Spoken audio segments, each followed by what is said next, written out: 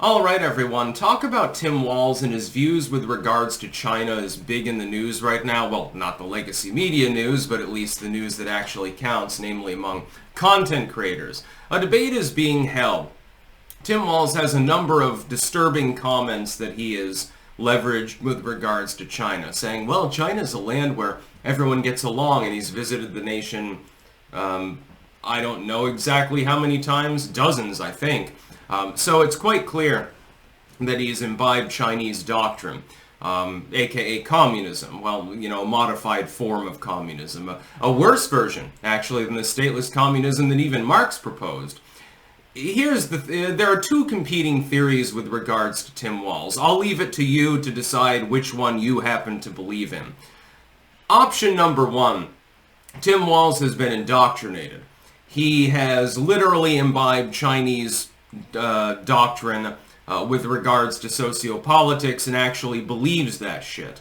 Theory number two, the competing theory, he's just fucking nuts, doesn't realize what the fuck he's saying. I don't know which one I prefer more. I think I lean towards option number one. I think that he's a globalist. Well, I don't think he's a globalist. He clearly is one. Here's the thing about globalists. They have no problem with the doctrines of hostile or competing nations. They're never going to, because it's all about the Benji Greens for them. Tim Walz makes a lot of money as a result of Chinese investment, etc., and so he decides to namby-pamby them and not speak out against, the suicide nets outside of apple factories in China, or 12-year-olds working in sweatshops, or environmental devastation throughout China as the result of the massive use of coal in that nation. Meanwhile, he wants tampons in the boys' bathroom.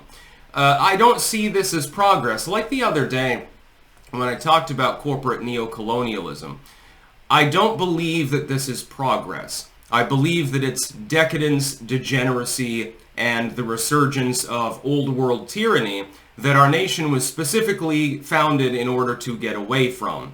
The whole idea of a new world order, for example, it can be used in the globalistic sense, like when Bush says that or something like that. The idea of a new world order was literally the idea of the new world model. That is the Americas. That is that Europe and Asia and Africa and all of these places had grown tyrannical and authoritarian, and that we needed to get away from that, and we needed a freer society. We needed more free expression, we needed more free trade, we needed capitalism, all of these other virtuous things that did work for a very long time. A constitution, a beefy one that's upheld, a divided government so that no single branch could tyrannize the population. They couldn't be run roughshod over by a dictatorial executive or an out-of-control Congress or a tyrannical stacked court or something like that. That was the concept of the New World System, which is referred to as the New World Order as well, although it hasn't panned out so well. Unfortunately, the United States has now dedicated itself to stifling free expression. It's trying to stack the courts, giving undue power to the chief executive, unless it's Trump, etc., etc., etc. And Congress is basically nothing more than a fucking frat party at this point. Tim Walz, his views on China, when he praises them as virtuous, and then when he also separately quips that socialism equals neighborliness, when somebody tells you exactly what they believe in, when they're very, very open about it, by the way, shouldn't you believe them?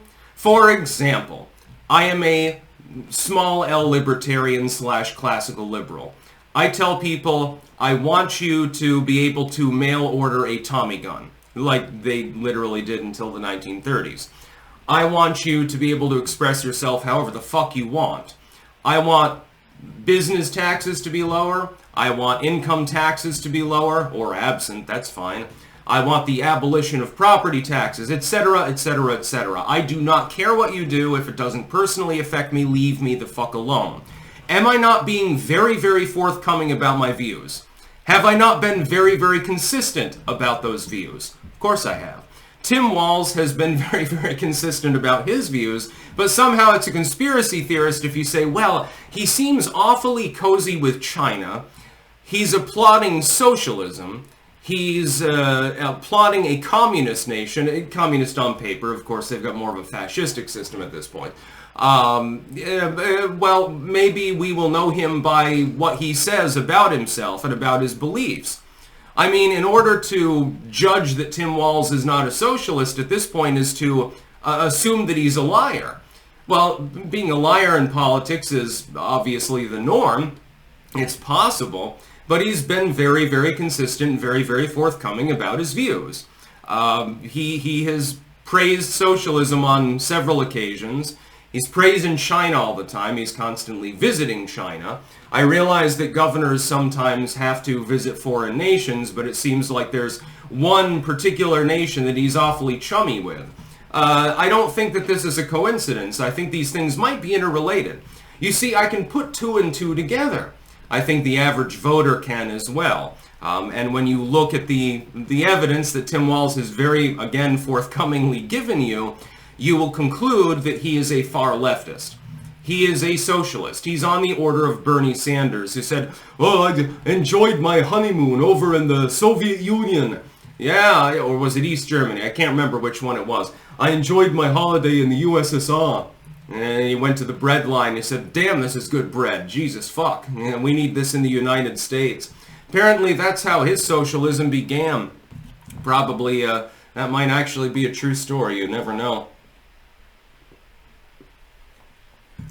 As mayor of Burlington, Vermont, I want to go over to the Soviet Union. It's sort of like when Vermont sold cows to Fidel Castro, actually. I actually supported that. It's like, everyone needs milk. They're babies and shit like that, so that's okay. It's good capitalism. They were sold for money. They had probably half of Cuba's economy at the time. Now, Tim Walz's views on China are really disturbed. And this person should not be a heartbeat away from the presidency. Kamala is younger than the average executive politician. That is a given. That's true.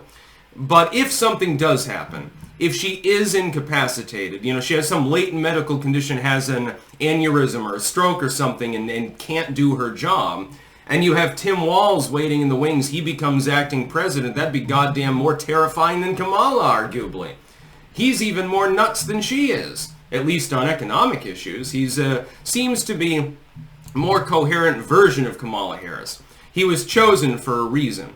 There's a reason she didn't go with Shapiro. That's because he's Jewish, actually. It was a clear id poll. That was the whole idea of the pick.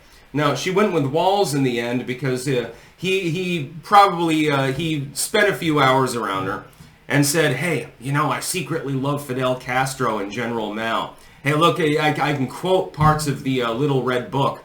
And Kamala's like, "Hee hee hee ha ha ha ha. Oh, that's great, me too. We're going to be besties." That seems to be the campaign in a nutshell at this point.